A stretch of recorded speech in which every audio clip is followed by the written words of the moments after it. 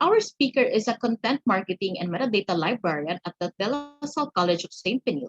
She's also currently pursuing her master's degree at the University of the Philippines, Diliman, and she's in the service of librarianship for almost 8 years and started as a project librarian at De La Salle University. She is also part of Social Media Management Committee, De La Salle College of St. Benil Faculty Association, an advisor of PNU Lisaa, and an LRC blog contributor. She has won various awards such as Best Poster Award in Philippine Librarians Association Incorporation National Congress in 2015, Excellence Award by Philippine Normal University Pagkilala in 2014, a licensure examination for librarians third placer in 2013, a magna cum laude of Philippine Normal University class of 2013, and currently she's actively involved in several workshops, seminars, and lectures focusing on library and information science, and attended more than 50 professional development and training around the Philippines. Hence, let us all give a virtual round of applause to Ms. Rosel Sagibo Maestro. But before Ms. Rosel starts her presentation, I would like to inform everyone that we will now be opening the Canva Live where you can communicate with Ms. Rosel as she goes on with her presentation. And to join this Canva Live, please go to canva.live and scan or type in the code provided and flashed on your screens right now, which is 214594. Also, you can use this Canva Live to send in the questions you might encounter while listening to her presentation to be answered in the latter part of the program or the open forum. Again, let us all give a virtual round of applause to Ms. Rosel Sagibo Maestro. Thank you, Erica, for that wonderful introduction. Is my audio clear? Loud and clear po. Okay, thank you. So I'll now be sharing my screen.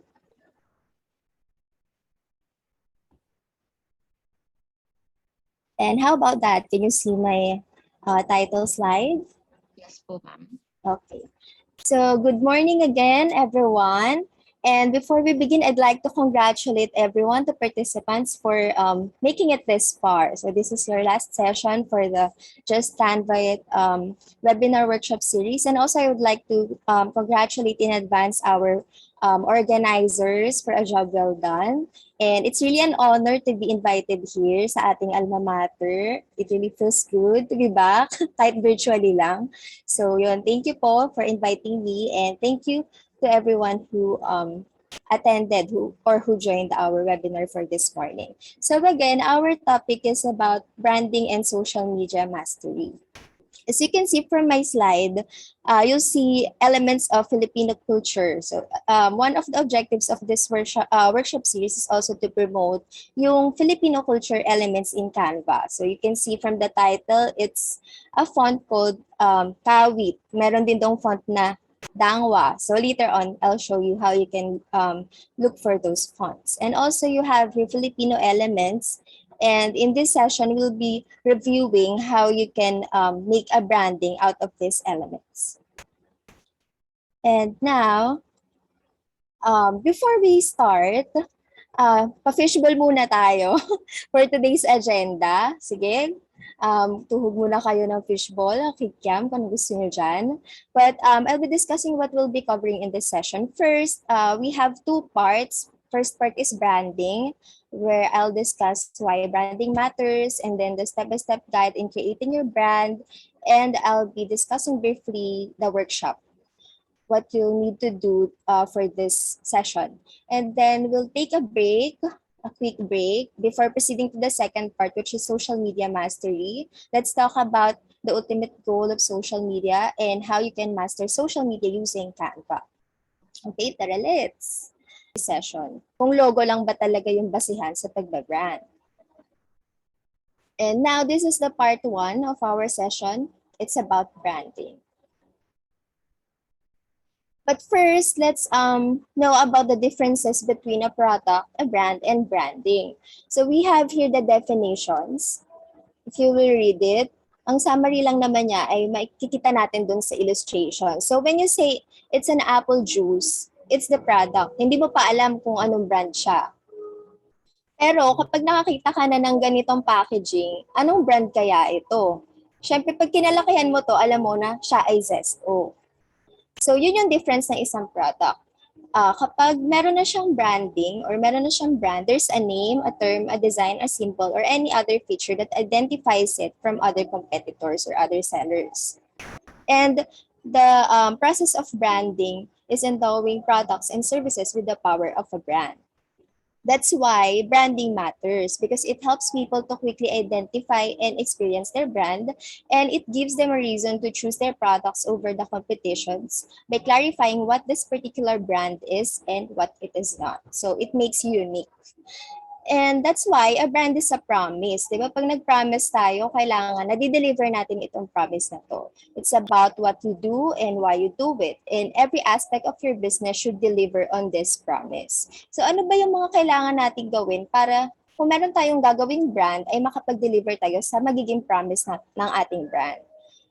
So, yun ang aking i-discuss sa mga susunod na slides. Pero gusto ko rin pala sabihin na ang ating session ngayon ay maraming sharing, concepts, tapos may halo lang din na workshops. Kasi nakita ko sa mga naunang sessions, na-discuss na rin kahit paano na-touch na yung about sa brand kit. But later we'll review it and we'll do a hands-on.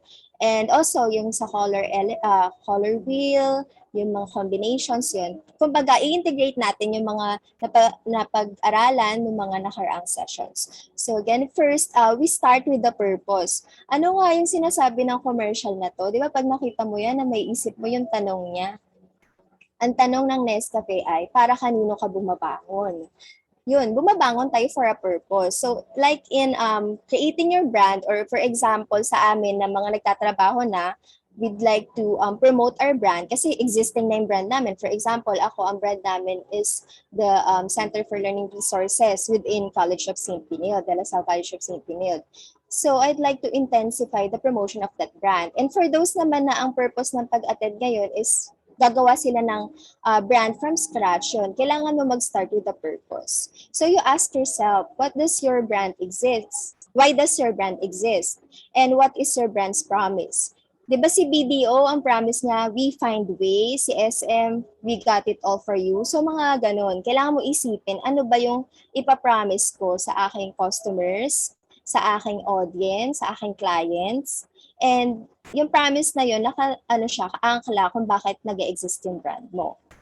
And also, another way to know your purpose is to define your brand's values. Yung nandito sa baba, these are the values ng Canva.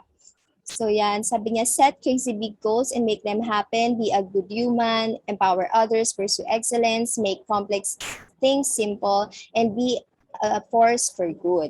So out of these 6 principles, ang talagang naisa sa buhay or yung nararamdaman natin bilang users ng Canva is yung value nila ng making complex things simple. Kasi 'di ba, lalo ngayong pandemic, would have thought na kaya pala natin maging graphic designers kasi akala natin kailangan yan, ano ka talaga, professional ka bago ka makapag-design. But by using Canva, that complex thought became simple because of its easy-to-use interface and very thoughtful nga ang kanilang features. So when you already have your purpose and also kung meron ka ring brand values, you can now proceed to the next step, which is finding your tribe. When you already find your tribe, you'll be able to thrive kasi alam mo kung sino yung audience mo. So you need to focus on your target audience. My example here would be CebuPacificAir.com. So ito dati yung kanilang tagline, it's time, everyone flies. But later on, naging siya, it's time, everyone flies. One as in J-U-A-N. Meaning every Filipino flies. Kasi 'di ba yung Cebu Pacific Air, ito yung merong piso seat sale. Nagkukumahog tayo kapag merong piso seat sale. So ang kanilang dito, ang gusto nila mangyari, ang traveling maging affordable for all na hindi mo kailangan masyadong gumastos sa airfare pa lang. So yun ang kanilang target audience, yung mga ones o yung mga Pilipino na into travel, budget traveling, yung lang, meals sa ba tawag nila doon? Value meal na traveling. Yun. So you need to focus on your target audience. You should understand who you're talking to, what they need, what their unmet needs are, what their pain points are. And a good place to start is demographics like age, gender, and location. So kapag alam mo na to, iintindihan mo ang iyong audience. And if you know Airbnb, yung rentals na app, hindi rin naman sila nag-start agad na successful sila eh. So what they did, they are based sa San Francisco. Lumipad pa sila to New York para magbahay-bahay dun sa mga listings. Gusto nilang mag-immerse, gusto nila makita yung mga listings sa kanilang app. Tinignan nila yung mismong listings, tapos pinicture nila. So, in a way, ayun, in-understand nila yung audience nila and also yung partners nila. And also, you need to earn trust. So, once you have understood your audience, mas madali mo nang ma-earn yung trust nila. Kasi the more focused you are on your tribe, the more they will value your brand. Then next is add some personality. Hindi naman porket brand lang siya. And usually, we associate a personality with the brand. Di ba when you see Jollibee, yung feeling niya talaga yung masaya kasi nga Jollibee. So si Jollibee ay isang brand and at the same time, siya na rin yung ambassador ng brand na yon. So ang maganda kasi sa branding, it's free yung pag-iisip ng kung ano personality yung brand mo. So you can be as different and as interesting as you like. And a way to know kung ano yung personality na gusto mo is to plot it in a spectrum. So dulo, tulo. What adjectives would you use to describe your brand? Would you like to be playful or serious, youthful or mature, mass or elite? Or gusto mo ba medyo in between? So it's up to you kung ano yung magiging personality ng brand mo.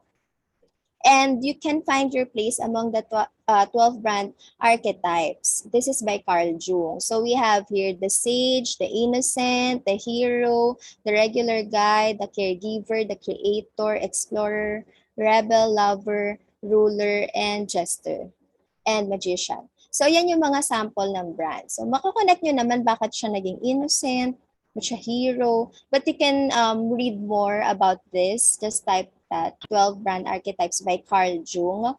But my question now is, sa tingin nyo, saan si Canva dito sa mga personalities na ito?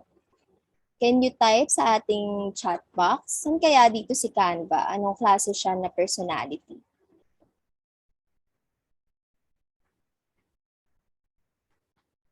Okay, wala pa sumasagot.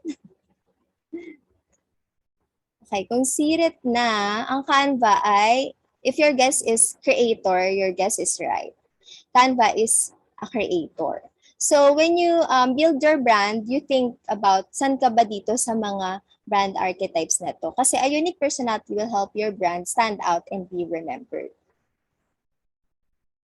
And a concrete example would be my experience working with Benilde CLR or the Center for Learning Resources, wherein we personified our library or our center. And we have Larcy for that, the virtual persona of De La Salle College of St. Benilde Center for Learning Resources, friendly librarian. So I'll play this video.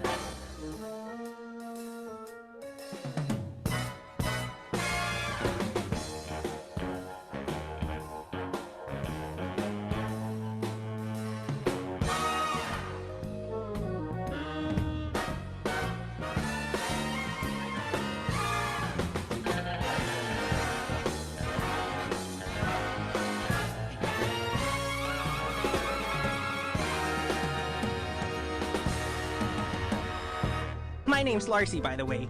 Okay, so from that video, nalaman nyo na may meaning yung word na Larcy.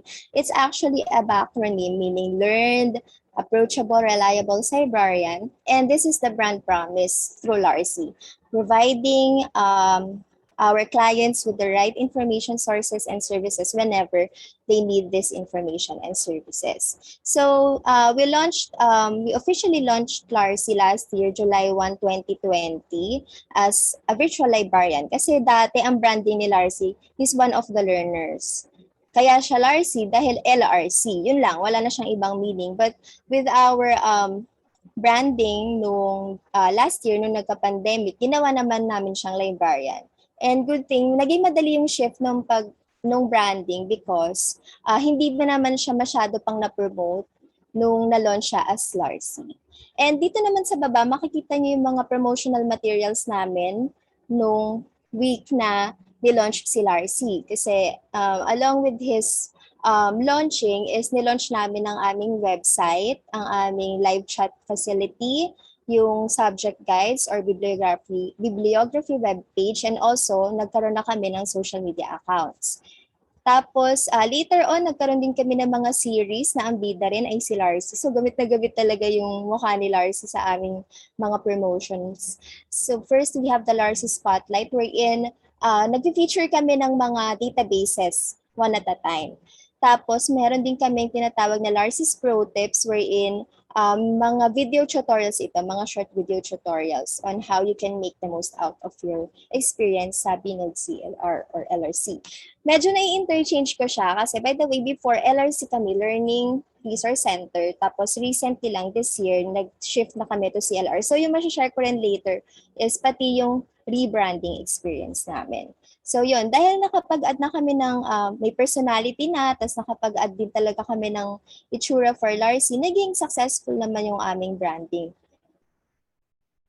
Okay, next is to give it a name. Okay, so may mga members ba dito na Humpas Lupa Buddies? Naaaliw lang ako dito sa group na to kasi kung ano-ano lang pinag-uusapan pero minsan useful din naman, katulad na lang nito. Hello po, hingi sana ako idea, magtatayo po ako ng milk tea business, suggest po kayo na magandang pangalan, #help me. Yun, so minsan doon sila nagtatanong kasi siguro itong mga nagtatanong na ano sila natutuwa sila sa mga tao doon. Kumbaga, it's their interest group. So, baka like-minded people sila or sadyang natutuwa sila sa pagiging witty ng mga tao. Hindi ko na i-flash sa screen kung ano yung mga sinuggest kasi yung iba nakakaloka. Pero what I'm trying to say is, when you give a name to a brand, you need to brainstorm kung ano yung name ng brand mo. And to do that, it would help if you know na meron tayong tinatawag na 3 name buckets. So first is the descriptive name. It's an example here is healthy options. Emotive naman like Amazon kasi 'di ba you get to parang pag narinig mo Amazon, Amazon forest. You parang nako-connect mo siya sa isang bagay and nakaka-feel ka ng emotions. And then you have your Google, invented name lang siya. So yung mga nag-suggest dito sa Humpas Lupa Buddies, mga invented names talaga along with the lines ng infinity, serenity, kung ano-anong may T sa dulo. So when you brainstorm for names, you may get a group of people together. Pwedeng mga kasosyo mo o mga kasamahan mo sa trabaho. Pero kung mag-isa ka lang, di ba, mahirap. Mahirap makapag-brainstorm na ikaw lang yung kausap mo, yung sarili mo lang. And it really pays to be creative kasi nga, it's the brand you're going to make. And also, from this slide, or the contents pala of my presentation is from Canva School, Canva Design School. So, meron sila doon checklist to test your brand name. So, you ask yourself now, is it simple to say and easy to remember? Baka naman ang hirap ng pronunciation, parang ayoko na lang sabihin kung ano yung brand name kasi hindi ko talaga mabigkas. And baka yun nga, baka madali naman siyang kalimutan. So, tingnan mo kung yung mga na-propose ba na names ay check ba dito? Simple to say and easy to remember. Does it fit your purpose and personality? Again, babalikan natin yung mga una nating ginawa, di ba? You need to know your purpose, your target audience, you need to add a personality. So, dapat nag-fit doon yung name. Tapos, does it translate to monkey and Mandarin? So, nakalagay lang to doon sa design school. Pero ang gusto lang nito sabihin, baka naman may ibang meaning yan sa ibang lengguwahe. Baka pangit siya pakinggan sa ibang lengguwahe. Though minsan maganda rin kasi, kunyari, very Tagalog or very, sabihin natin Cebuano, yung mga dialects natin yung pangalan. Pero okay din kung i-check mo kung may iba pa ba siyang kahulugan sa ibang lugar. And then, is it already taken by a competitor? Kasi pangit naman, di ba? Pag may ibang pangalan, pag nagpa-register ka sa DTI, wala. Palit ka na naman. So yun, umpisa pa lang, you need to know if the name is already taken by a competitor. Okay, now that you have a name, ano kaya ang pwedeng gawin na susunod? Yes, you can design your logo. parang ang daunting nung gawin eh, no? Ako magde-design ako ng logo. So later on, we'll see how Canva can help you with that. But first, when you design your logo, you need to keep in mind the following. Logos usually have different parts, two parts, symbol and word mark. So sa tatlong ito, of course, the symbol is apple. Yan lang, symbol lang siya. eBay is a word mark, but FedEx is a combination of both. There's a word, and can you see the symbol? The symbol is here. Ayan, meron nakatago na arrow. So meron siya nakatagong symbology. And sabi din dun sa design school, tell your brand story with symbology. So this one, what's this? It's Nike. So nanggaling siya sa goddess na Greek mythology goddess. Ganyan siya, of victory. Tapos may meaning din kung bakit pag ganun siya. 'Di ba yung swoosh na sound, na speed plus motion na sound effects, then it means the taking flight. So your logo should tell the story of your brand in the simplest possible way. Yun nga, medyo nakakatakot kung kaya ba natin gumawa ng isang logo na talaga may symbol. Pero yun nga, kung nagsistart pa lang tayo, we can make our own. Pero if you have the budget na to hire someone na kayang gumawa ng mga ganyan, super thought of na mga logos like yan, FedEx. Di ko nga rin alam dati na may nakatago dyan na symbol. And also Nike. Ito rin, may meaning din yan. Bakit may kagat yung Apple? So if you have the means naman to hire someone, better. Pero if not, Canva is to the rescue kasi may mga logo templates tayo sa Canva. But first, before we proceed to the hands-on or yung demonstration on using logo templates, let's remember the best practices when designing your logo. First is you should aim for a solution that is simple, unique, and timeless. When designing your logo, the font shapes and colors you choose should work together to communicate your brand's promise. Okay. Now we go to the Canva app. Okay, so yung paghahanap ng logo templates, it's very simple. You just have to type your logo. Tapos yan, makikita mo na siya dito. May mga suggestions na siya dyan. Pwede mo rin dagdagan ng keyword. Ano ba kanyari? Okay, ready. Or basta, you need to improve your keyword search. Pero marami naman ditong design si Canva. Okay, so again, ano ba yung sabi dun sa ating pointers? Kailangan simple, pero at the same time, unique. So kapag ginamit natin to as is, marami na tayong katulad. Kunyari, katulad ko, nung first time ko nag-Canva, trinay ko gumawa ng logo. Ito.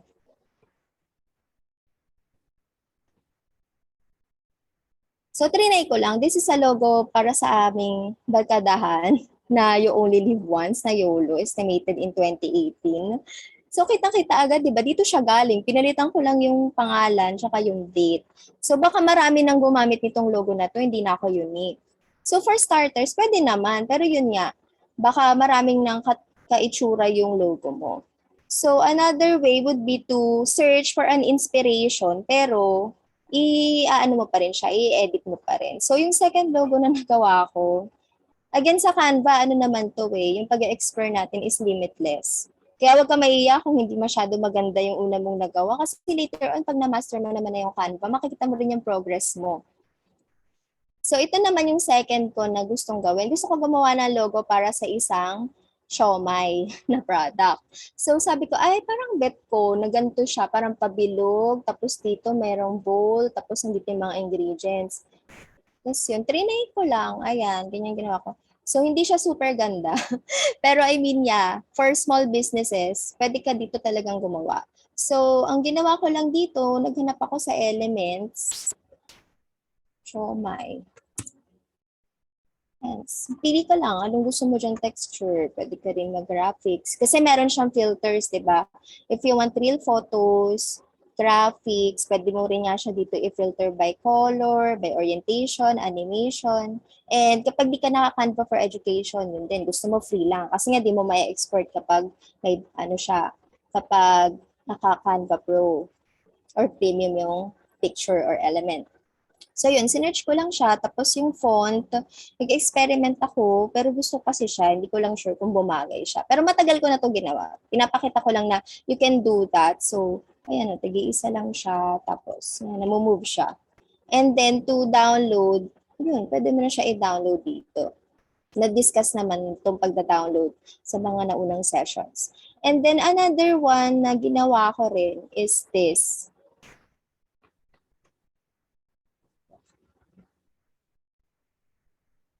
So dito makikita mo na yung mga elements ng branding kasi you have with the brand name, meron na rin siyang tagline or brand promise. Ito yung pinaka-inspiration niya. Tapos naganap ako ng mga brides, mga elements, yan. Pero ito yung napili ko. Tapos, itong font. So meron akong horizontal, pang banner. Tapos meron din akong, ay nawala, ito, pang profile photo. So, nandiyan yung elements ng color, yung font style, tapos yan, may tagline na rin siya. So, yun, pwede kayong gumawa sa Canva ng logo. Pwedeng from scratch, tulad nito. Yan, naglagay ako ng symbol, tapos naglagay ako ng words. Pwede rin namang, yun, from inspiration like this. Pero, ang point is, kailangan mapakita mo pa rin yung uniqueness ng gawa mo na logo. Para yung brand mo, wala siyang mga katulad masyado na itsura. Okay. Then next, we proceed to be finding the right font. Sorry. To find the right font, you should know which font fits your personality. Okay? Because different fonts evoke different emotions. So, yung nandito sa ating right side, you will see sa taas, may dalawang logo. So, the first one is Heartfelt Photography. The other one is Gaffney Insurance Agency and Financial Services. So, dito, mapapansin nyo yung una, it's a script font. So, meron siyang feel na romantic, playful, kasi this is for a wedding photographer. The other one naman, mas mas seryoso, mas stable tingnan, kasi siya, serif font. Kasi ito naman ay financial firm or, diba, you need, parang gusto mo pag tinignan mo pa lang yung logo, mararamdaman mo yung pagiging seryoso niya, yung pagiging reliable niya. So yun nga, again, different fonts evoke different emotions. Also, you should be careful din and you should consider how you format your type too. So, IKEA, naka-all cap siya kasi nga ang gusto niyang i-project is, IKEA is a powerhouse. Samantalang si Amazon naman mas fun and mas light. So, hindi siya naka-all caps, naka-lowercase naman siya. And also, you should choose complementary fonts for your brand. Once you have a logo font, you'll need a complementary headline and body copy font to use consistently across all of your designs. Again, with the use of Canva, it's easy to look for combinations, for font combinations. Sige, try natin gawin kung paano ba tong font combinations. Though review na lang to kasi na-discuss na rin to ni Ma'am Christina last time. So, ito yung mga sample. Rahin ko. Dito sa text, yan, nakikita mo dito yung mga yan. Recently used ako dito. So, yan yung mga font combination. So, kunyari gusto ko ng font combination for a menu, or an announcement. Ano ba to? Announcement ba to? Yeah, it's for an event, for example. So dito, ayan o, meron na sinadjust si Canva na combination ng fonts. Montserrat daw, tsaka Norwester. For the headline, Norwester. For the body, Montserrat. So yan, sobrang dali. Pati yung layout na gawa niya na, di ba? Kaya, madali lang maghanap ng font combinations. And you still have the freedom naman. Kunyari gusto mo palitan, pwede rin naman. Yan, pwede mo rin i-ungroup kung gusto mo, medyo nakalapit doon. So, yun yung font combinations in Canva. Okay. Next, meron ng font. Next naman is you need to mind your tone. For this part, I want you to close your eyes kasi may papakinggan tayo na voiceover. Okay. So, for the first one, wait lang. Ito yung first brand natin. Make celebrations extra special with a creamy Lady's Choice macaroni salad. Ayan. Isa pa. Okay. Make celebrations extra special with a creamy Lady's Choice macaroni salad. 'Di ba? Meron siyang tone. Ano siya, inviting, masaya siya. Because it's for Lady's Choice mayonnaise. This one naman, Ang programang ito ay rated SPG. Striktong patnubay at gabay ng magulang ang kailangan. May masiselang tema, lengguwahe, karahasan, droga, horror na hindi angkop sa mga bata. ayun. So this one naman, dahil MTRCB, mararamdaman mo yung pagiging authoritarian nung tone, pagiging strict, kasi nga nagwa-warn siya. So ayun, from the tone ng voice, mararamdaman mo yung brand voice. It is how your personality is expressed through language, be it spoken language or kahit yung sa mga social media postings or sa mga write-ups sa websites, diba? You'll feel the tone of the brand through their brand voice. And also, it says here that a consistent brand voice will help you connect with your customers and stand out from your competitors. So again, if you can close your eyes para hindi nyo makita na nag-shift from one VO talent to another itong next video. Okay, I'm going to make my mom repeat after me. Mabuhay! Mabuhay! And welcome to Philippine Airlines. And welcome to Philippine Airlines. We care about your safety. We care about your safety. Please stow your baggage in the overhead bins Please stow your baggage in the overhead bins or under the seats in front of you. or under the seats in front of you. This is a non-smoking flight. This is a non-smoking flight. Smoking, including use of electronic cigarettes, is not allowed. Smoking, including electronic cigarettes, is not allowed. Nakakamiss tuloy mag-travel at sumakay ng eroplano. Anyway, for this one, it's a mother-daughter duo, si Inka Magnaye. She's a voice talent. And nakwento niya dun sa mga vlog, sa isa sa mga vlogs niya ata or Instagram post na when she auditioned, so she's the voice behind PAL, yung announcement. So sabi niya, yung mom niya, naging VO din for PAL. Tapos nung nag-apply siya for the position, hindi niya sinabi sa PAL, dun sa mga nag-hire sa kanya, na mami niya to, si Lindy. So yung yung PAL, siya yung kinuha without knowing na connected siya dun sa dating VO artist. So parang dun kasi sabi ng PAL, naramdaman nila yung brand voice na ito yung voice namin eh. Malapit yung voice niya sa dati naming voice na na-establish nila. So yun, with this one, na pakita natin yung consistent brand voice. 'Di ba? Kahit another generation na si Inka, nandun pa rin eh.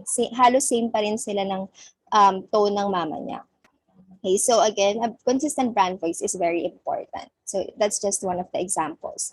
And when minding your tone, always read what you've written aloud to test whether it's something someone would actually say, because it's not just about how what you say, it's how you say it. Diba? Ayaw naman natin maging parang robot. So before you publish anything for your brand, yun, basahin mo muna ng paulit-ulit. Try mo siyang basahin as a normal person. Then you'll know na kung okay ba yung tone mo or yung voice. Ano man difference ng voice tsaka sa tone? Ako, isa lang yung boses ko, pero marami siyang tono. Iba yung boses ko pag galit ako, iba yung boses ko pag excited, pag gutom, pag masaya. So yun, you should mind your tone all the time to represent your brand. Okay, next is connect with color. Like fonts, different colors carry different associations for all of us. So we wondered, bakit kaya yung mga bangko, madalas sila, blue. Tapos yung mga kainan, mga fast food chain or mga restaurants, red naman sila. Because there's psychology behind brand colors. Okay, so in Canva, ayun, when connecting with colors, you should ask yourself, what feelings do you want your brand to evoke? Like for blue, it evokes security, stability. With the red naman, excitement, hunger. So para pag nakita nila yung Jollibee, magkikrave yan sa Jollibee. So dito sa Canva, meron din siyang mga guide on selecting your colors. So meron siyang color meanings, may color wheel, tapos meron din ditong color palette generator, tsaka color palette idea. So na-discuss na to last time, pero yun nga, review natin ulit para sa mga hindi nakita yung demonstration last time. So you have here in Canva, color meanings and symbolism. So pwede ka mag-search dyan. Kunyari, old rose. Ayan, aling shade? Kunyari, this one, rose gold. Makikita mo dito yung mga color combinations na pwede. Ayan. Tapos may history. Tapos nandito yung meaning ng color. And so, minsan kasi diba, mas okay na alam mo yung meaning bago mo i-adopt yung color na yun. So, isa yan sa mga features na meron yung Canva. You can search for the color meanings and symbolisms behind the color. And then, we also have here color wheel.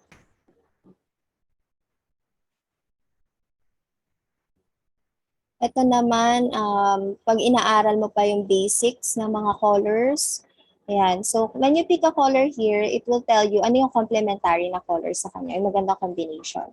Kunyari, pili ako dito. Ayan. Sinasabi niya agad, ano yung bagay. Kasi di ba when you design your PubMath, minsan struggle talaga, hindi mo alam, bagay ba yung kulay? Yan. So, pwede ka mag-enter na hex code, pwede rin namang, yan, turo-turo ka lang siya. Tapos makikita mo rin dito yung hex code ng combination. Okay. Then, it says here that you don't want to be the same hue as everyone else. So, dito sa mga banks, di ba sa security bank, medyo ibang shade siya ng blue. Lalo sa UCPB, lighter blue siya. So, you can try plotting out all of your competitors' logos on a color wheel and see where they cluster. And then you find a spot on a spectrum that's unique to you. With that, Canva can help you sa color palette generator. So, kung gusto mong makita yung mga colors ng mga kalaban mo na brands, pwede ba i-upload yung logo nila. Tapos makikita mo dun kung ano yung mga colors ng photo or ng logo. Yan. So, kung kunyari nakita mo, usually dito sila. So, makakapili ka kung saan yung unique spot for you. And also, meron ding color palette ideas si Canva. Ito naman. I'm sorry. It's almost the same lang naman dun sa nauna. Nakiklik ulit. Ito naman siya. Ayan lang. So, may mga set na dyan na palettes na pwede mo na lang piliin. Okay. So, again, with colors, don't worry kasi marami namang guide yung Canva. And doon din sa group natin sa Facebook, yan, in-upload to ng PNU Library Admin. So, makikita nyo yung summary and yung mga URL.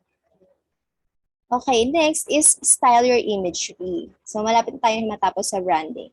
Brand imagery is very important kasi it's everything that makes up your brand's visual aesthetic. Di ba, lalo ngayon usong-usong word na aesthetic sa IG, sa Instagram. Di ba, kino-curate natin yung feed natin para maganda siya tingnan. It can set the mood for your brand. So, for example, this one, it's Headspace app. So, makikita mo dito yung imagery niya. So, to be able to set your mood, pwede ka gumawa ng mood boards. And also, you need to decide when to use an icon, illustration, or photo. Yun. Ano bang difference nitong tatlong to? Icon, illustration, and photo. So, balik tayo sa Canva. Again, di ba, you can search elements. So, ang i-search ko nga yung Pinoy elements. Kasi pinamis ko pala yun kanina. Ayan. So, meron tayo dito mga Pinoy elements. You can type Pinoy. Pinakamadaling i-type. Filipino, Philippines. Tapos, dito may photos. So, mga real photo siya. Meron din siyang graphics. When you say icon lang siya. Simple lang. Kunyari, star lang. Alam mo na agad, may symbolizer. Or kunyari sa library, book. Alam mo kung anong itsura ng icon ng book. Pero kapag na siya, illustration, mas na siya, complex. Kunyari ito, as in drawing na siya. Yan, mas complex na yung itsura niya. So, kunyari, ito. Yan. So, ganito yung texture na gusto mo. Ay, hindi. Punta tayo sa mga kakanin. Kunyari, gumagawa ka ng PubMat na puro mga kakanin. Wala pa to, kunyari. So, ito yung nahanap mo. Kakanin. Yan. So, you have here this one at saka to. Ay, magkaiba sila ng texture. Gusto mo, pare-pareho yung itsura nila kasi halatang halata, iba yung timpla ng kulay, yung outline. So, paano ka ba makakahanap ng mga same elements? So, what you need to do is click on the image and then click nyo tong eye. So, makikita nyo na kung sinong gumawa nun, sinong artist. So, it says it's from Sir Josel from Arts. So, meron din ditong codes. Pwede mo i-click yung mga yan para yung filter dito is mag-apply. Pwede mo i-star kung favorite mo na yung artist na yun. So, try natin. Anything from Sir Josel. Lalabas yung brand cube dito or ano, yung unique identifier. Tapos pwede ka na dito mag-search. Ano natin? Okay, let's see. Pareho ba yung texture nitong A? Medyo, di ba? Medyo kamukha niya na. Ano pa ba? Try natin. Food. By this artist. It's graphics. May halo-halo na yung pagkain. Nakala ko puro kakanin lang. Tapos, ano to? Dinuguan ba to? Whatever. Hold. Yan. So, di ba? Consistent yung itsura niya. Kasi, isa lang yung gumawa na artist. So, when you create your infographics, malaking tulong talaga yung elements eh. Kasi, katulad ko, gusto ko talaga halos magkakamukha yung elements. Kasi nga, hindi naman tayo, most of us, hindi natin kaya mag-design talaga ng ganito. Kumakapit lang talaga tayo sa elements. So, sana, magkakamukha yung mga elements natin. O, ito naman, kunyari, nahanap ko na yan. O, yan, di ba? Magkakamukha sila. Parang nasa isang hapagkainan lang sila. So, yun.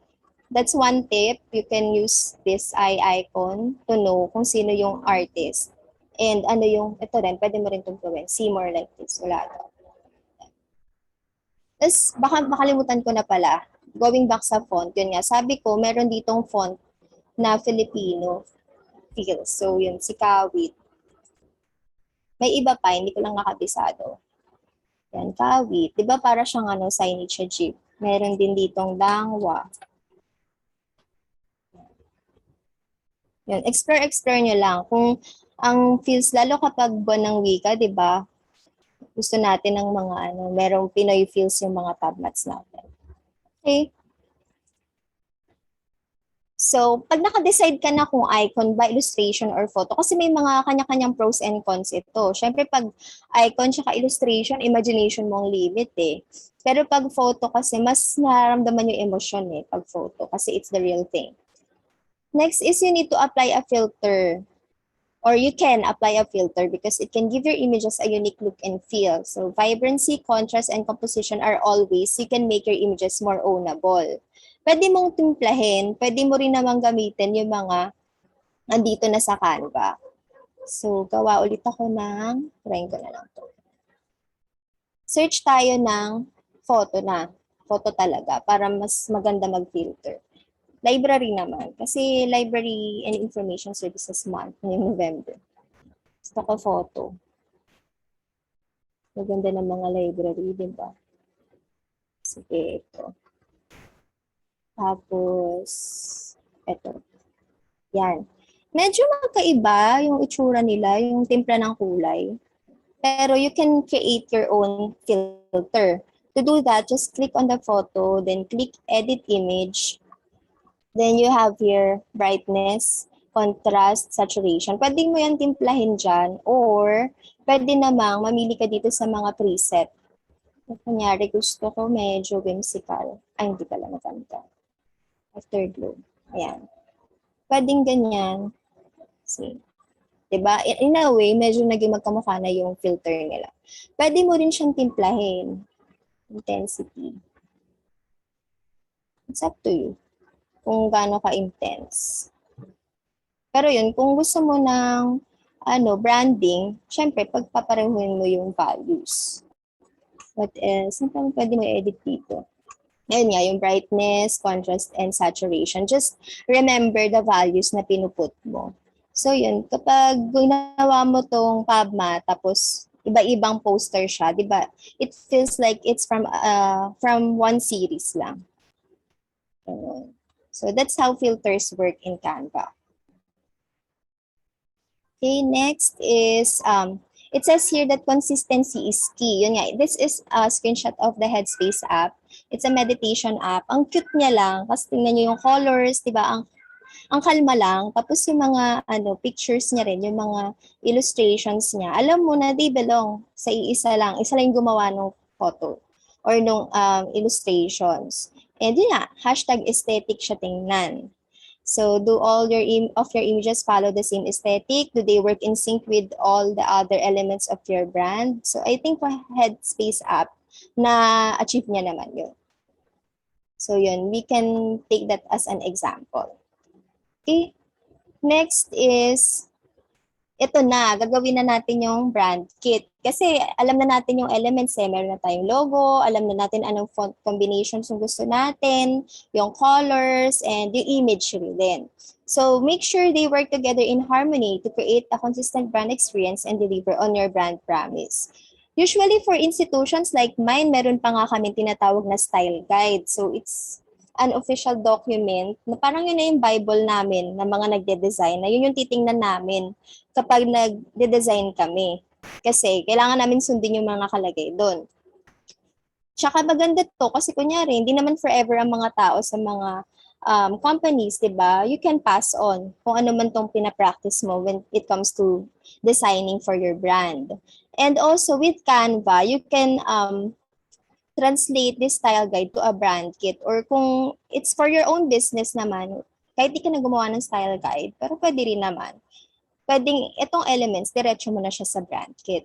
So first, I'll be sharing with you the style guide. Di ko papakita yung mismong style guide, pero nag-search din naman ako sa internet. Ito yung mga usual na laman ng style guide. So you discuss dun sa style guide mo kung ano yung elements ng logo.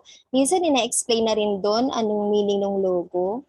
Tapos, logo color and acceptable variations, color palette, typography, anong fonts yung mga ginagamit nyo. Clear space, lalo sa amin sa College of St. Benilde, particular kami sa clear space around the logo and the other elements. And then logo placement and hierarchy. Kunyari, katulad ngayon sa webinar series natin, di ba, PNU Library is under PNU and it's still under IKM. So may hierarchy siya. Sa mga PubMats ba, anong logo placement nila? Sinong mauuna? So yun, ilalagay mo yun sa style guide. San ba siya? Sa upper left ba? Upper right? Pero usual, di ba? Sa upper right. And then minimum size and responsive design. So you can make sure na yung logo mo kapag venue mo sa ibang device, hindi siya magpipixelate or hindi siya sobrang liit, you can set your minimum size. And then layout style, yun nga, usually yung mga logo, nandun siya sa upper right. Tapos, kunyari for events, gusto ng institution mo, may picture, tapos sa ilalim nandun na event details. Sobrang minimalist lang. So, pwede mo yung ilagay sa style guide. And lastly, meron din nakalagay na improper usage. So, sasabihin mo doon, alin yung mga hindi mo pwede gawin. Kunyari sa amin, kahit may tagline kami, hindi namin siya pwedeng ilagay directly under this. So, yun, kailangan mo lang siya sundin. Hindi mo pwede i-skew, hindi mo pwedeng, alam mo yun, yung ang pangat ng pagkaka-resize mo. So, yun, nakalagay sa visual identity guidelines namin yung mga bawal gawin dun sa logo. Okay. So, yun. Kung meron ka ng style guide, mas madali ka nang makakagawa ng brand kit sa Canva. Kasi all you have to do is upload the elements. Upload your own fonts, create your color palette, set your brand logos and images, and design custom templates for your team to use. Yun. So, ito yung example ng brand kit. Yan, so brand logo, colors, and fonts. Sa fonts, pwedeng mamili ka na lang within Canva, pwede rin namang mag-upload pa. Okay. So ngayon, i-demo ko naman yung brand kit. Dito sa Canva Home, makikita nyo yung tools. So meron dito brand kit. Yan, nag-sample ako. Pero ang ginagamit ko ngayon is yung rebranded na namin na brand, which is Vinyl CLR. So, pakita ko muna yung sample. Marami kaming variations ng logo namin. Ayan, in-upload ko na lahat kasi depende sa kulay ng background. Nakalagay din yun sa style guide, kailan mo gamitin yung black, yung green. Ayan. Tapos ito yung brand colors namin, 3 na lang. And fonts. I think in-upload ko to, parang wala siya sa Canva. Hindi ko na maalala masyado. Yan, pwede ka rin mag-upload.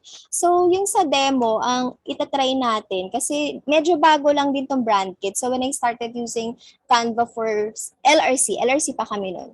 Wala pa to. So, yun yung ide-demo natin. First, you need to type the name of your brand kit. Yan. Then, we will upload brand logos. Meron na ako ditong tinabi. Sa desktop ata. Wait lang. Confidential. Gawin natin siya.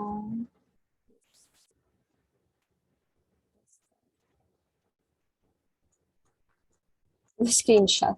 Marami akong resibo dito. Hindi, ginagamit ko rin yung screenshot ng MacBook sa pagde-design. Sobrang convenient niya. Okay, LRC logos. Ito yung mga logo namin ng dati naming branding. So, ang upload ko lang isa na lang muna. Or sige, 3. Itong colorful, itong black, puro square. Kasi meron din kaming may word mark yung pa-horizontal. Tapos, itong white. Yan, 3 na lang muna kasi baka maghang. So, after that, ito yung old namin na logo. May meaning pa yung colors niyan. Kasi meron kaming 3 campuses sa Manila. Yun yung nire-represent niya. Pero yun nga, nung nag-rebrand kami, hindi na siya kulay-kulay. Para mas classic siya. At kahit magpalit-palit kami ng pangalan, yun pa rin yung kulay. Okay? Then next, we will upload the brand colors. I believe nag-screenshot ako dito ng colors.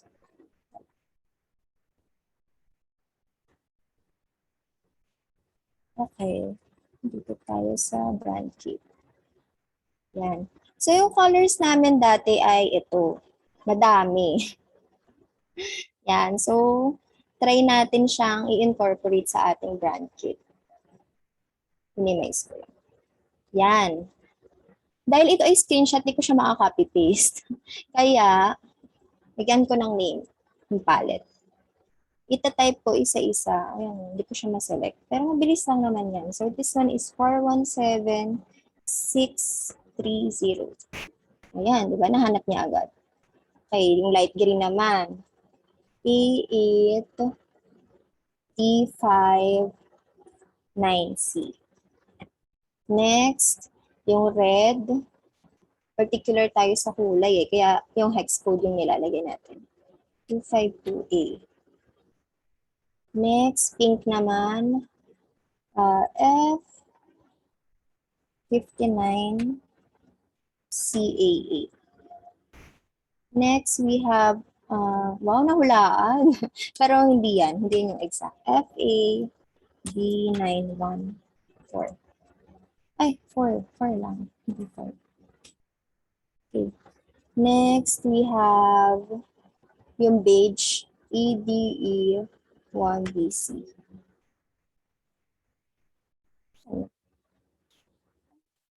Ayan. Next, black. Black is 000. Anim. 1, 2, 3, 4, 5, 6. Tapos, meron din tayong gray. 91908F. So, yung difference lang kapag gumagamit ka ng style guide, talagang specific ka dito Pero kapag from scratch ka, di ba, pag namili ka dun sa, yung pinakita ko kanina na generate ng colors, ganun din naman, ino-note mo. Pero pwede rin naman kasi na mag-discover ka ng palettes. Ayan. Kiklik-klik mo na lang siya dito. Kunyari, ayan, 2. Wala lang. Pasaway, hindi sinunod yung style guide. Pero yun, papakita ko lang kasi na, wag itong, di ko ba? Delete this. Na pwede naman magkaroon ng iba't ibang palettes. Sana lang. Okay. Now, sa fonts naman. So, maglalagay ka dito ng heading style, subheading style, and body style. Ito naman yung aming fonts. before. Kasi ngayon Gotham na kami. Ito yung sa college talaga. Before, ito yung sinusunod namin, yung pang college. Pero nung nag-rebrand kami, meron na rin kaming sariling font namin, which is Gotham. So sabi dito, kapag headline text, we'll use Avenir, iba't ibang variations niya. And pag body siya, open sans naman. Okay? So pwede ako ditong mamili. Try ko nga, may Avenir ba dito? Wala, kasi may bayad talaga yung Avenir. Pero dahil employed tayo doon, meron ako ditong font. So ganito yung mangyayari kapag mag-upload ka ng font. Tingnan natin. So yan, sabihin lang naman niya. Yan, agree ka lang. That you have the right to use it legally. Okay. And subheading. Avenir din. Pero yung isang type naman. Ay, baliktad ata ako. Dapat light yung sa ibaba. Tapos Roman yung sa kabila. Ulitin ko na lang. Yung isa. Diba? Mali. Okay, upload again.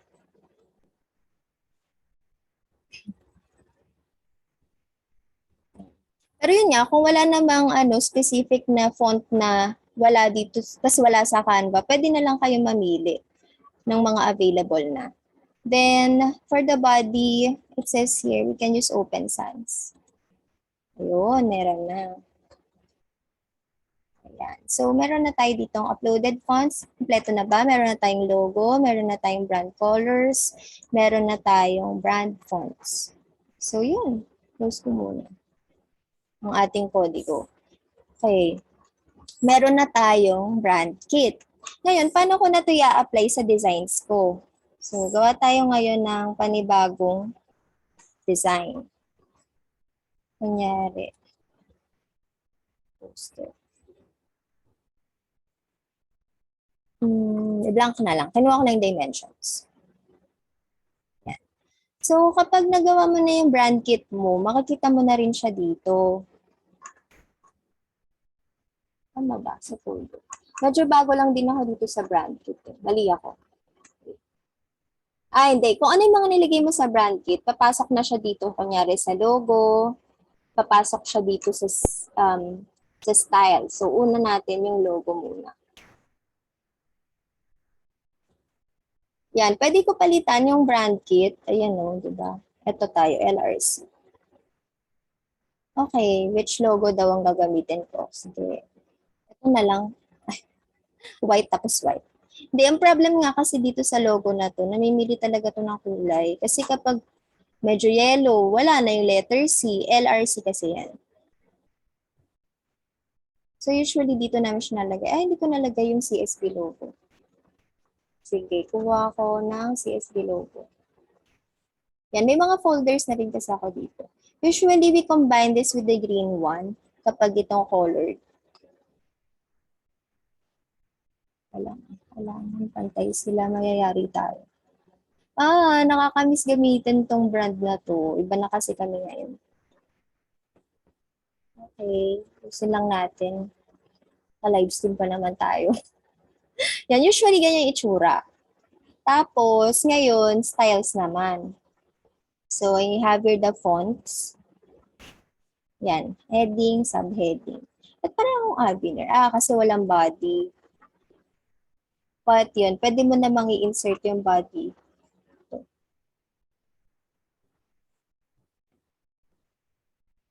Open Sans, diba? Nag-open sans na siya. Tapos, elements, styles ulit. Colors naman. Try natin yung colors. Ang laki pala. Wait lang. Na-off ako. Di na lang talaga ako sanay. Pero yan. You have here the LRC palette. Yan. Pwede mo siya i-shuffle. Diba? Sabi sa inyo may issue sa gantong kulay. Pero yun nga. Kaya binago na rin yung colors namin. I think ito yung medyo nag-stand out. Pero pwede namang iba-ibahin mo to based on your need. So, pwedeng gawin ko siyang... Balik na lang ko sa white. Total kulay naman namin. Try natin yung random na pinili ko na kulay. Ayan, di ba? Nakikita nyo, nag-iiba-iba siya. And madali na lang kapag meron ka ng brand. Ito, syempre, may rig ako sa pink. Nagustuhan ko siya. Pero di siya bagay sa logo. Pero again nga, when using Canva, dahil nga drag and drop naman siya, madali nyo lang i-move around yung mga elements eh. Ayun, so that's for the branding kit. For the brand kit. Again, you just need to set it up. Yun nga, sa homepage, pupunta ka lang sa brand kit, tapos yun na. You can start creating your own brand kit. And yung application niya naman, dito yung logos. Yan, ito. Tapos, ito naman yung styles. Kung saan makikita may mga font. So, I hope everyone nakapag-rehydrate naman sa ating 5-minute break because this part will be mas mabilis na kasi it's about social media mastery using Canva. Other tasks or other tips on social media mastery na beyond Canva, hindi ko na lang muna i-share pero pwede nyo naman tanungin sa Q&A natin. Okay? Kasi yun nga, di ba, content marketing librarian, yun yung aking trabaho talaga sa ngayon, sa Binil CLR, yung i-maintain, aside from content creation, yung i-maintain yung social media accounts ng aming library. So first, let's know what's the ultimate goal of social media. According to Canva Design School, social media is a place for us to communicate and interact with one another. It's also a place where you can bring people together from all across the world with shared passions and shared interests. Sabi nga nung dun sa video na yun ng Canva Design School, he can think of any other media na pwede niya tong gawin. Yung magkakaroon ng relationships yung mga tao or makakonect mo yung mga tao na hindi magkakakilala sa iba't ibang parte ng mundo. So for them, the ultimate goal of social media is to build relationships with people from all across the world that you probably wouldn't have known existed before. So in marketing using Canva, ito yung ating ultimate goal na gustong ma-achieve when promoting our brands, to build relationships. Okay. First thing you need to know so that you can master your social media game is to find your focus. So here's an infographic telling you to choose the right social media platform. So this is 2021. Kaya makikita nyo may TikTok na dito. But first daw, you ask yourself, who is your audience? How can you reach them? And what are your goals? So parang doon lang din sa branding, di ba? It really boils down to that. Ano bang goal mo? Sino ba yung target audience mo? Again, find your tribe. Sino ba yung, para kanino mo to ginagawa? Para kanino ka bumabangon? And after answering that, the next step is to choose the right social media platform. So we have here Facebook. Nakalagay dito yung demographics per social media platform, purpose, best for, and the downside. So for Facebook, ito pa rin yung most commonly used with 2.7 billion users. It says here that the ages are between 25 to 34, and the purpose is to build relationships. It's best for building brand loyalty, but the downside is limited reach. I think siguro dahil din may mga organic and inorganic posts, so limited reach kapag hindi ka naka-subscribe dun sa Facebook ads. And then we have your Twitter with 353 million users. Ito daw ang karamihan ng gumagamit ng Twitter, 30 to 49 years old, and 68% of them are male. You use it for news and articles and conversation. Kaya di ba pag lumilindol, sa ano ka una mag-search eh? Hashtag lumilindol or lumilindol sa Twitter kasi mas mabilis mag-publish sa Twitter. And you use it, it's best used for public relations and yung mga ano din, news outfits, news agencies. Twitter din kasi microblog lang siya eh. Pwede kang mag-tweet ng developing story. And then the downside is 280 characters or less lang yung pwede mong i-post per tweet. Then we have your Pinterest. For the creatives naman ito, we have, ayan, ganyan daw kalami yung users. And usually, mga middle-aged na female ang gumagamit ng Pinterest. Lalo siguro ngayong pandemic, yung mga inspo natin, Team Kahoy, Team Puti, di ba? Marami rin gumagamit ng Pinterest, maliban sa mga nagpo-post sa Facebook. So, the purpose daw is scrapbooking, quotes.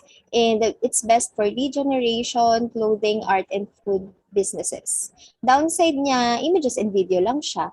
And yun, narrow lang ang demographic. And now for YouTube, marami na rin, yan, siya ating sunod, no? After Facebook, siya yung pinakamaraming users with 2.3 billion users. Ito naman, inclusive, all ages, may YouTube account or may audience ka sa YouTube na kahit anong edad, di ba? May mga nag-unbox na mga bata, may mga matatanda rin na nagbibigay ng mga advice.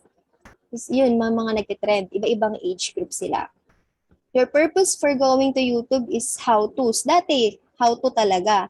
Pero ngayon, dahil uso na yung mga vlogs, lifestyle na di ba? A day in the life, mga ganong mga type ng content. Minsan, educational din, kaya ka nagpupunta doon. Yun din yung purpose mo. Tapos, it's best for brand awareness and lead generation. The downside is resource-intensive siya. Then we have your LinkedIn for professionals naman. It's news and articles networking. Ayan, kaya yung age niya 46 to 55. And it's good for business development and brand awareness. Tapos limited nga lang yung interactions niya. Then we have your Instagram para naman dun sa mga mahilig sa mga photos. So we have 1.2 billion users. Ito yung age group. Like Facebook, it's for building relationships and also for conversation. Ito naman yung mga best na paggagamitan mo. And yung downside niya nga lang, images and video lang siya. Pero 'di ba sa IG stories, may interaction na rin. Like polls, IG live, may mga iba na rin namang integration. And then lastly, ito sumikat nitong pandemic yung TikTok. The age group is 18 to 24 years old. So, ng mga bata ang nandito. At kahit bago lang ang TikTok, makikita nyo, ang dami na agad na users. 689 million na agad. Naunahan niya pa yung Pinterest and yung Twitter. So, you use it for building relationships and conversations too, building brand loyalty and community. And ang downside niya lang is videos only, very specific demographic. Yun nga, karamihan mga bata. So, ang spectrum nila ni Pinterest, ayun, ito naman karamihan matanda, dito naman karamihan bata. So, depende kung para saan yung brand mo, mamimili ka kung alin ditong social media platform yung gagawan mo yung brand mo ng account. So, for example, for us, library kami, college. So, we decided na gagawa kami ng Facebook account kasi lalo sa Philippines, 'di ba? Facebook naman talaga yung widely used. Pag nasa China ka, ibang usapan 'yon, walang Facebook doon. And also, may mga audience din kasi kami sa Twitter. Tapos, may mga audience din sa Instagram. May mga audience din sa YouTube. Tsaka sa YouTube, maganda gumawa ng mga video tutorials. So, yun, we decided, 4 yung gawin namin. Pero that decision, hindi siya instantly. Kasi nag-start kami, Facebook lang eh. Tapos, kaya naman natin din mag-Twitter. Sige, may magmamanage naman. Ay, kaya na rin yung Instagram. Ay, yung YouTube, kaya na rin. Minsan lang naman yan. So, depende rin sa manpower mo. Kung may mga mag-handle ba nito mga accounts na to. Kasi ano siya, commitment. Dahil iba-iba rin sila eh. Well, for Facebook and Instagram, may business suite na tinatawag. Pwedeng integrated yung pagpo-post mo. Pero magkaiba rin kasi yung content. So, minsan kailangan mo rin i-tailor fit. So yun, once you already know the differences between, yun, na-discuss na natin the differences between the social media channels, yun nga, determine your focus. Isa lang ba yung i-adapt mo? 2, 3? Yun, wala pa kaming TikTok. Kasi wala kaming TikToker is librarian. Ayun, pero may mga libraries na may TikTok. So promote ko lang rin yung UP College of Science Library, meron silang TikTok. And usually yung mga school libraries may TikTok kasi nandun yung mga bata. Kasi nga, you need to know these things because sa social media kasi, ang mantra natin dyan, be where your users are. So kung nasan sila, dapat nandun ka rin. Like in our case, sa Binil, for the longest time, wala talaga kaming social media accounts. So nung pandemic lang kami nag-turn ng social media accounts kasi yung mga users di na yan makakapunta physically. Nandun lang sila sa online world. So yun, ni-reach namin sila through social media. And we picked the platform that offers us the biggest opportunity. Kasi nga nagsisimula pa lang kami noon. And I think nag-grow naman kami from there. Okay, next is set your goals. Lagi namang ganito, di ba? You need to set your goals. From the Canva Design School, nagbigay sila ng mga pointers for beginners and for established businesses. So for beginners, ang aim mo kasi muna is brand awareness. Paano kanila makikilala? Your brand personality, yun, yung the total package, paano nila makikilala yun? So yun ang goal mo. Kailangan mo ma-make sure na magiging aware sila that your brand exists. And then you make sure your content clearly expresses who you are and what you do. Again, it boils down to your mission or your goals and your personality. And to measure awareness. Kasi syempre, if you set goals, you should know how to measure kung nararating mo ba yung goals. To measure your awareness, by tracking how many people you reach with each post. So kapag beginner daw, ang importante is na metric sa social media is the reach. Yung mga social media platforms, meron tong mga tinatawag na insights or analytics. So marami dong types. Merong reach, engagement, tapos yun nga, demographics ng audience. So according nga kay Canva Design School, for beginners, important metric si reach. Kasi doon mo makikita kung nagiging aware na ba yung mga tao sa brand mo. And for established businesses, your goal now, kasi dahil given, siguro naging aware na sila sa brand mo, ang goal mo na is to deepen the relationships you have with your community. So, create content that adds value to their lives. Later on, we'll discuss ano kaya tong mga types ng content na makakapag-add ng value sa buhay ng ating audience. And to measure engagement by tracking how many positive comments you receive. So kung beginner ka, ang focus mo is reach. Kapag medyo established ka na, yung engagement na yung titingnan mo. Okay, the word is out there, kilala ka na nila, pero nakakapag-elicit ka ba ng positive engagement? So yun ang i-measure mo. And then again nga, it's very good na meron tayong mga social media analytics, mga insights. We have Facebook insights, meron din sa Instagram, meron din sa Twitter, sa YouTube. I think lahat naman ng platforms merong insights. Yun, i-export mo lang, tapos makikita mo na doon yung numbers. It's up to you to analyze the numbers. Pwede mong gawa ng dashboard para nakikita mo kung ano yung nagiging performance ng social media postings mo. Okay, now that you have your goals set, the next thing to do is to define your style. So para sa branding lang din, you define your style. So yung brand na create natin through the brand kit, it defines our style in a way. Pero iba pa rin kasi pag in-apply mo na siya sa social media. Kasi pag nasa social media na siya, kailangan mo siya gawa ng caption, 'di ba? Tapos iba-iba yung magiging style ng output mo. So, sabi dito, lalo kung nagsistart ka pa lang, create your own look and feel for social media. It would help if you can create a mood board. Sa Canva, meron din ditong mood board template I think. Nakita ko nung isang araw. Pero di ko siya nagamit before. Yun. Sa mood board mo, you can create your kind of imagery. Pwede mo ilagay doon ano yung mga pegs mo for your page. Lalo if it's Instagram. And then the brand ethos you want to espouse. And it really would help daw if you follow yung mga brands na gusto mo for your brand. Pwedeng hindi kayo same ng line, kunyari library, tapos gusto ko tingnan mga about photography. Pero alam mo yun, kasi it's your personal choice naman on how you can apply yung mga tags from that brand to your brand. Okay? And then, you need to keep your posts consistent kasi nga, doon makikita yung style mo. Make sure there's a thread of consistency that runs through all your designs. And you can create one template style for each of the content types you post. So, kunyari, for libraries, you can create a template for library announcements. Kunyari, extension ng pagre-return ng books. Diba? That's an announcement. Ano pa ba? Due date or deadline for returning books. Pwedeng isang style lang siya. Para consistent pa rin siya. Tapos, pag nagpo-promote ka naman ng databases, iba rin yung template mo for that. Pero dapat, pag pinagtabi-tabi mo sila, makikita pa rin na, gawa to ng Vinyl CLR. May ganong aha moment. So, sabi din sa Canva Design School, hindi naman porket consistent yung design mo, boring ka na. Yun nga, kailangan mong iba-ibahin yung template style for each type of content. So, sa Canva, marami ditong pwedeng gawin na templates for different content types. So, balik tayo sa Canva, sa home. Super dali na lang. Diba? I think na-discuss naman to sa mga naunang session, pero review na lang. Diba you have here the different templates. Pwede kang gumawa ng poster. Ayan, landscape, nakalagay na rin dyan. Meron na rin dito, car wash ba? So marami mo siyang sinasuggest. Pwede ka gumawa ng infographic. Ayan. So, lalabas na yung mga templates. It's for you to choose. Ang maganda rin dito, kahit ready-made na to, pwede mo siyang iba-ibahin. Pwede mong ilipat-lipat, palitan yung picture based on your need. Okay, ano pa ba? Yun. So, it's up to you kung anong contents yung gagawin mo. Pero nga, make sure na merong consistency yung itsura ng gawa mo.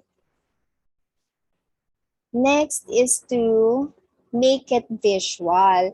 Kasi, visual tayong mga tao eh. Mas na-attract yung attention natin if there's a photo or there's a video or interactive yung post. So visualize your ideas in the most engaging way possible. Think about the format that will best communicate your message. Yun nga, so kapag mga data, baka mas okay na infographic kasi puro numbers eh. Nakaka-bore naman kapag ano lang siya, poster lang. So dun tayo gumagawa ng mga infographics or mga step-by-step. Basta think of the best format na makakapag-communicate ng gusto mong message. And yun nga, maganda sa social media dahil it's interactive, you can create polls. Meron sa Facebook, meron sa Instagram, meron na rin sa Twitter. And you can create carousels, mga photos, gallery. Maraming possibilities. You just need to explore kung ano man yung napili mong social media platform. Explore mo lang kung ano yung mga bago niyang features. And from time to time, nadadagdagan, di ba? Yung bago ngayon sa Facebook, pwede kang mag-My Day na merong music. Dati wala yun. So, kailangan ka rin, updated ka sa mga bago sa social media platform na napili mo. And then next is color, contrast, and clarity. Ito daw yung 3 C's ng social media or when you're creating your content. First is color, then contrast, and clarity. With color, yun nga, matutulungan tayo ng Canva with great color combinations na mag-fit sa brand natin. That's why we have the brand kit. And sometimes you can also make use of contrast. So contrasting lights against dark. So you'll make an impact with that daw. And lastly, clarity. So sa posters mo, for example, if it's for an event, it would be great kung minimum lang yung font, ay yung text. Kasi mas makakatch mo yung attention nila if it's visual. Sabi dito, keep words to a minimum, font size to a maximum, and let the visuals do the talking. Okay? Then next, we have master your video. So yun nga, dahil nga people are visual learners or mas nakakatch yung attention natin pag may mga media dyan, be it still or moving, a video or interactive. Ang video talaga sa social media, proven na reach siya ng mas maraming audience and nakakakuha ng mas maraming engagements.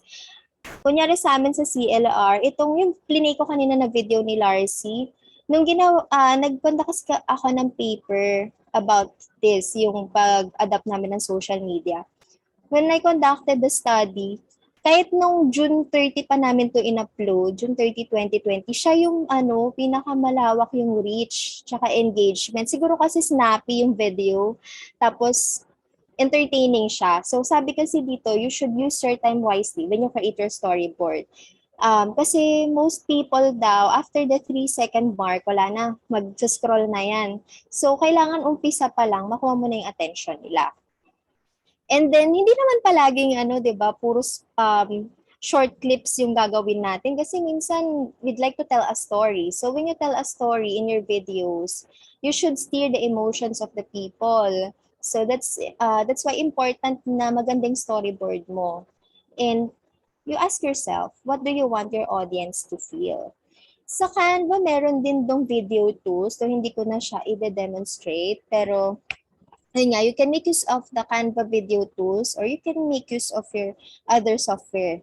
Like for me, mas sanay ako sa ngayon sa iMovie when it comes to video. Pero i-explore ko pa yung sa Canva. Though nakaka-create naman ako doon ng video out of animations. Katulad, may papakita ba akong example? O sige, pakita ko yung example. Ito yung PubMat namin when we did the rebranding from LRC to CLR.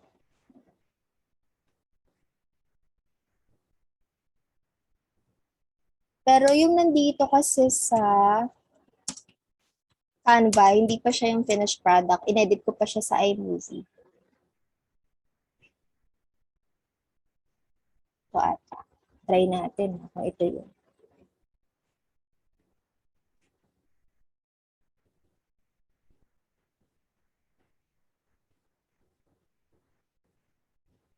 Wala tong, teka, again. Di ko na, ayun lang, ang masasabi ko dito sa pag-name, kasi minsan din natin napapalitan yung pangalan. Yan tuloy, nahirapan tayo sa keyword search. Ano bang best gawin? Wala. I-ano ko na lang, kunin ko na lang sa external drive yung finished product. Pero yun nga, dito ko to ginawa sa Canva, yung video. Ito yung PubMat namin nung nag-rebrand kami. Kasi uso nun yung yung sa GMA, nung lumipat si Bea Alonso. Tapos diba, BPI, nagkaroon na rin ng ganun. Ayan, yung may paklu, tapos merong nakasilip. So, trinay namin i-apply. Tapos ito yung pan namin. Soon, it will all be clear. CLR. Yan. So, natuwa naman yung mga ibang departments nung nakita nila yung PubMat. Ang cool daw. Yun. So, dito, yun nga, dahil ginawa ko sa iMovie, doon ako kumuha ng audio. Hindi natin siya mapapanood dito. Pero again, ginawa ko to sa Canva. Sa Canva ko siya talagang in-execute. Tapos marami siyang slides. Kasi per animation, meron akong isang slide. Think of mga cartoons or yung mga sinaunang anime, di ba? Per motion nun, merong isang page. So, ganun yung ginawa ko. Pero for now, ina-explore ko pa rin yung animation sa Canva. But then, yun nga, pwede mong ring i-explore for your social media or for your content creation tasks. Okay? Next is, we have here the tailor your content. Okay? Kasi nga iba-iba yung mga social media platforms, iba-iba yung dimensions. So, meron ditong cheat sheet from Hootsuite. So, dito daw, pag Instagram profile photo, ganito yung dimension. Sa Facebook, ganito. Sa Twitter, ganyan. Pero, good thing, di mo na kailangan laging hanapin tong cheat sheet na to kasi nandun na yan sa Canva. Pero yun nga, make sure your posts are the right size and your text is the right length. And you can use Magic Resize to tailor your content. Keep important elements away from the edges of the page so they won't be cut off once posted. So sabi dito, you can use Magic Resize for Canva Pro. Okay, so I'll demonstrate. We have here some announcements for, ito na lang.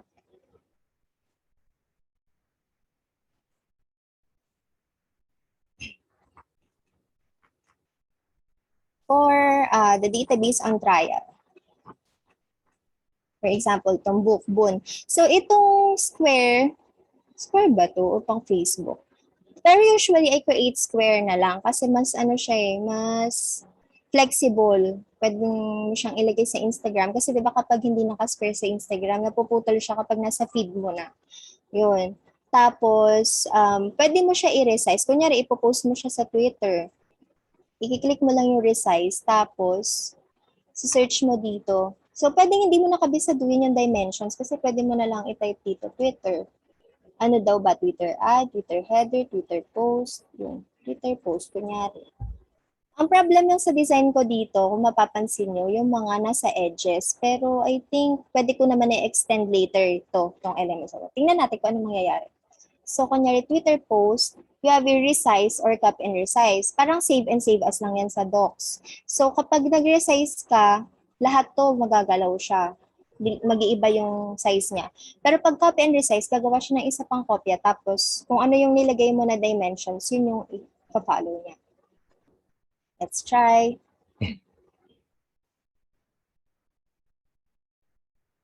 Okay, ayun o, di ba?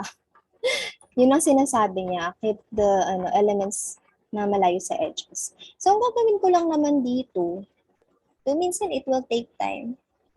Depende kung gaano ka-hustler mag-control copy, control paste. Ayun, lipat-lipat mo lang siya. Or you can, maybe may iba pa kayong way, pero sa ngayon ito yung nag-work for me. Yan. So, pwede mong ilayo-layo ng konti. Pwede mong lakihan yung font kasi mas lumawak na siya. Yun. So that's the technique na pwede mong gawin. Or you can explore other techniques na mas mabilis mo tong magagawa. Kasi meron din, di ba, sa Canva yung create template. So, minsan okay din yun yung gamitin mo. Though for me, ang nag-work sa akin ito kasi yan yung elements talaga. I-move ko na lang sila.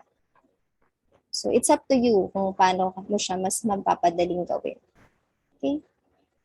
So, yun. Yung resize pala, it's for ano lang, naka-Canva Pro or Canva for Education. So, if you are a PNU1, yun, kailangan mong gumawa ng account using your PNU email address para ma-maximize mo yung use ng Canva.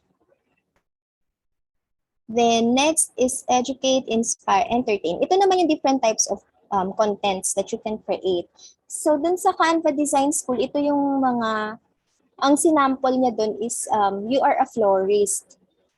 By profession, you're a florist. So, ano ba yung mga content na pwede mong magawa to educate, to inspire, and to entertain? So, sabi niya, since florist ka, meron kang knowledge about floral arrangement, siguro flowers. So, alam mo kung kailan in season a certain flower is. So, you can create a post about that to educate your audience because education is about empowerment. And you can also create inspiring posts. Kunyari, you found a new arrangement or parang come up ka with a new floral arrangement. You can post your new floral arrangement. Can get creative. Pwede rin namang mag-share ng ideas. Pwede ka humingi ng feedback or ng suggestions from your audience. And lastly, entertain. Pwede ka rin mag-entertain so huwag ka daw matakot na maging witty paminsan-minsan or wacky. Pero again, depende pa rin sa brand personality mo. So pwede mo daw gawin dito mga puns about flowers, about floral arrangements. So yun yung sample nila. But for libraries naman, ang isi-share ko is about how we came up with our content types.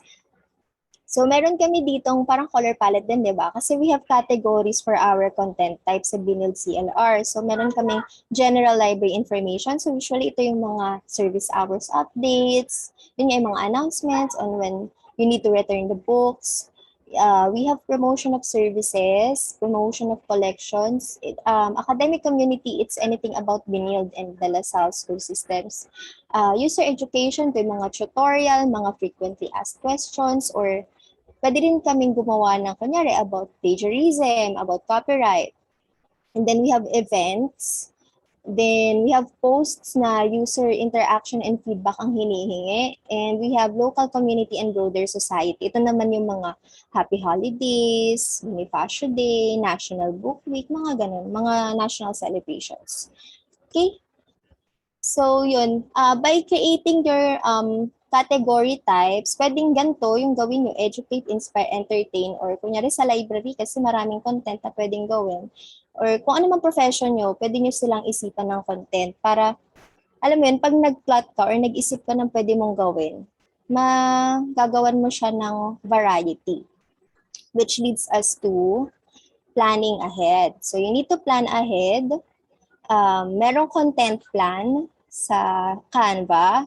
And bago lang to wala pa to dati. Yung brand kit tsaka yung content planner, wala pa sila dati sa Canva. So what I did when we launched our social media platforms, gumawa ako sa Google Sheets ng social media calendar. So tawag ko doon, SOCMED calendar. So every month, kunyari end of November na or nung end of October, nagpaplano na ako ng mga gagawin or ipopost namin for September.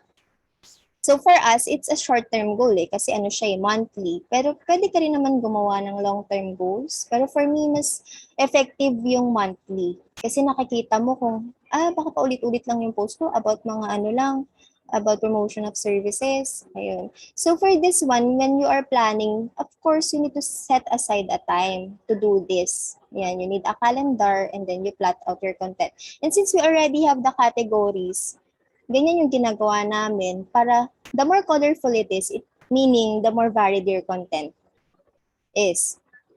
Meron din kaming guide, kunyari, for the first week, mag-a-announce tayo ng General Library announcements. For the second Tuesday of this week, ano naman, promotion of services, ganon. May ganon din kami, pero hindi naman siya laging natutuloy kasi depende rin sa calendar di ba, sa month. Minsan hanggang week 4 lang, minsan may week 5. Minsan yung holiday natapat sa ganito. So, minumove-move din namin. Pero maganda siyang practice kasi nga, hindi ka nauubusan ng pwede mong gawin or i-post. Yan. So, pwede nyo itong gawin. Sa akin yun, ginagamit ko is Google Sheets. And then, you can explore content planner sa Canva. Yung content planner sa Canva, ganito siya nag-work. Pwede na rin siyang pang-schedule ng posting. So, maganda rin siya. Though hindi ko pa na-try, kasi you need to integrate your account. Pero, ipapakita ko lang kung paano siya nag-work. So, for example, this is November. This is the social media calendar for November. So, pagtapos na, wala na, di ka na makakapaglagay. And, sige, open ko yung social media calendar namin. Pa-plot natin siya kunyari.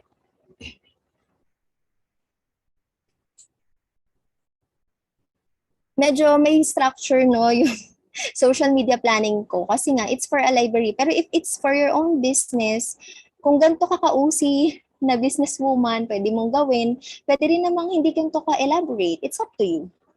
Sabi nga ni Chef RV, kung nanonood kayo dun, kung saan ka masaya, gawin mo yan. So, kunyari, ito, so far, ito yung na-plot ko for November. So, sabi ko dito, trial dito, mamayang gabi may popost ako.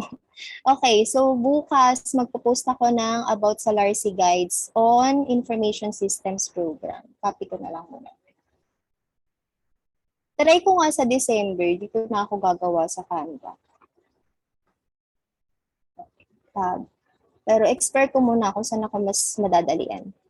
Okay, so kapag nag-click ka, kunyari mag-add ka ng agenda for the day, i-click mo lang yun, tapos pwedeng meron ka na dito yung projects na, yung designs mo na yung ilagay mo. So, kunyari, LARSI Guide.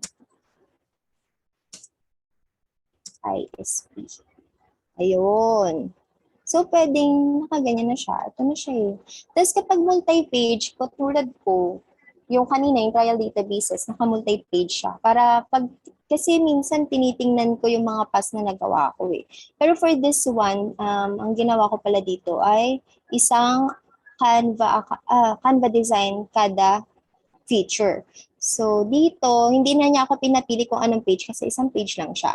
Tapos daw, isa-select mo kung saan mo siya i-upload. Dahil di pa ako nakakonect, hindi ko muna siya gagawin. Magpapaalam pa ako sa aking mga higher-ups. Kasi baka mag-notify sa kanila na, ay, may nagko-connect. Baka magkagulatan kami. Tapos dito pala, before selecting the channel, you will select the date and also the time kung kailan mo siya ipapublish. Tapos, you can put here your captions already. May caption na ako for this, so pwede ko siya dyan i-paste. Hindi lang ako sure, kasi may nag-emoji ako eh. Hindi ako sure kung makikita siya agad sa caption kasi hindi ko pa ito natatry as in.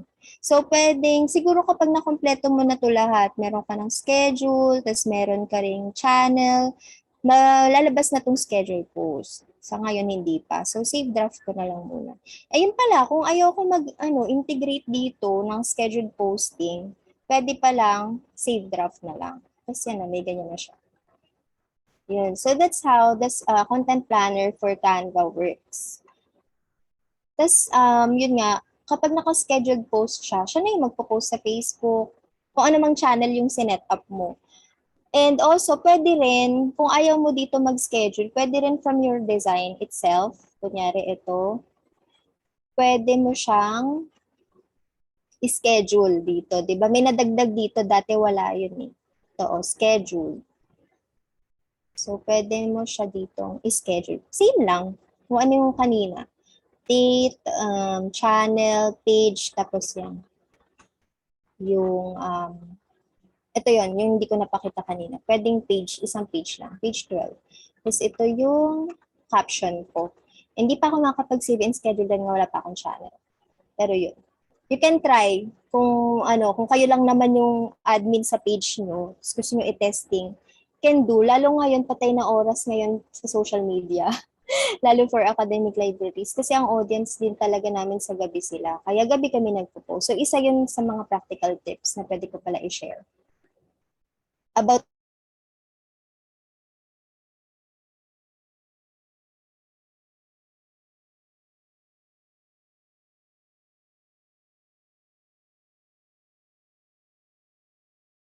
to na to, you should be able to build your community. So to be able to do that, you need to show your community that you value them. So kapag nag-comment sila or shout out ka nila, nag-check-in sila sa iyong social media, I mean, di ba sa social media, pwede kang mag-check-in, check-in kung nasan ka, tapos tinag ka nila sa check-in. Be responsive naman. You can comment back, pwede mo ring i-share kung nag-post sila. Kunyari sa Instagram, may Instagrammable na photo na nagbabasa sila ng libro or nasa shelf sila, nasa pagitan mga shelves. I mean, ayun, respond. So they can feel that you value them. Isa lang yan sa mga ways. Marami pang iba. And grow a community that interacts with you and with one another. Kasi 'di ba sa algorithm, kapag mas interactive yung post or mas maraming nagko-comment dun, mas nakikita yung content. So, for example, meron akong ginawa dati na design. Ito na naman tayo, hindi ako sure kung masa-search ko siya kasi hindi ko inaayos yung mga title ko. This post is, wala. Pero parang inaano niya doon na i-click mo to para makita mo yung surprise. Tapos ang layout ng photo, siya, pahaba. Nakita niyo na yun siguro sa sa pizza ata, yun ako na ad. Tapos pag click mo, lalabas yung mga databases namin. So marami yung interaction kasi click naman nila, nabibiktima sila. And then another one would be this design, itong Archirack, kasi meron sa amin nag-donate ng gantong furniture. Kakaiba siyang shelf. Ayan, so sabi namin, sa tingin mo, saan kayang branch ilalagay itong Archirack na to? So, like kung TAF Campus, Heart kung SDE Campus, and Wow kung AKIC. Ayun. So, ayun yung pwede nyong gawin na interactive posts. Ngayon, when you have already built and grown your community, make your mark. So promote your content, hindi lang through social media. You can do it online and offline. So sa packaging siguro ng brands mo, if it's a business, pwede rin doon. Then you can leverage your marketing channels. Yun nga, hindi lang online. Pwedeng may thank you cards ka. Uso to ngayon di ba? Yung pag bumili ka ng goods, may thank you card, tapos nakalagay din yung social media handle mo, o kaya naman sa mga menu, sa mga establishment, sa mga cafes, nandun, #dine with us, here at ganun. So, pwede ka mag-make ng mark through leveraging all your marketing channels. Hindi lang online, pwedeng word of mouth, pwedeng print, or yung traditional media. And with that, ayun, I end my presentation. These are the references. Yun nga, I lifted lang yung mga information from the design school of Canva Design School. You have there the course for branding your business. Meron din doon about personal branding. Then meron daw mastering social media. And then ito pa yung iba ko mga kinonsult. And there, maraming salamat po sa pakikinig. Thank you. All about the logo. Is it true? So we'll figure out during this